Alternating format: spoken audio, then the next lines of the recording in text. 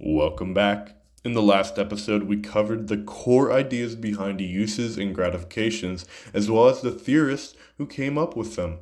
Now I want to talk about how uses and gratifications can explain how and why we seek out certain media. But wait, I'm getting ahead of myself again. At the end of the last episode, I mentioned how Blumler, Katz, and Gurevich expanded their theory in their 1974 book, The Uses of Mass Communication, which mentioned 5 basic assumptions of uses and gratifications. Let's go over these assumptions before proceeding.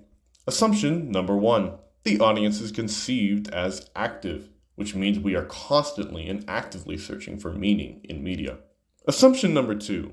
In the mass communication process, much initiative in linking gratification and media choice lies within the audience member. Essentially, we take considerable thought about choosing what form of media might fill our needs.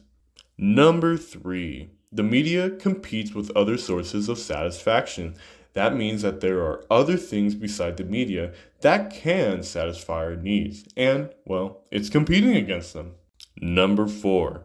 Many of the goals of mass media use can be derived from data supplied by individual audience members themselves. This means that we, the audience, have enough self-awareness of our own reasons for delving into media, and we can explain it easily to researchers. And number 5. Value judgments about the cultural significance of mass communication should be suspended while audience orientations are explored on their terms. This means that only we, the audience, can assign value or importance to media.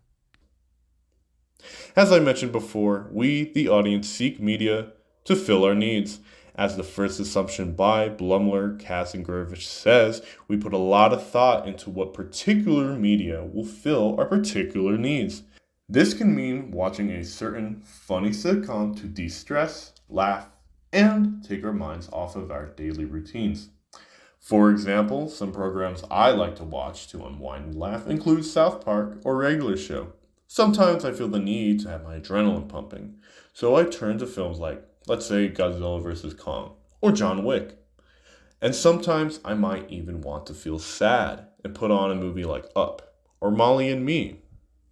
Music can be applied to this theory too. We tend to use music as the soundtrack to certain activities like eating food, washing the dishes, driving, and going to the gym. And sometimes we have different kinds of music that we listen to for each activity. Personally, I like heavy metal and rock when it comes to doing something like exercising.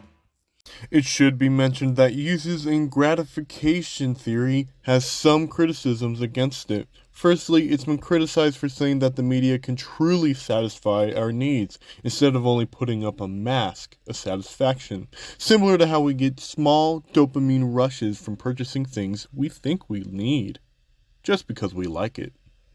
Critics also say uses and gratifications don't consider the unequal distribution of power and influence in society. Theorists who are against uses and gratifications say that the theory doesn't assume that media can contribute to perpetuating hegemony and inequality, and that there are media moguls that actually do want to push an agenda. Essentially, the media providers are blameless because they are only giving you what you want. Theorists also ask us to consider what actually constitutes as a genuine need, and if these needs are common with everyone or unique to the individual. In the next episode, I will go into how uses and gratifications can be applied to the ways we consume media today.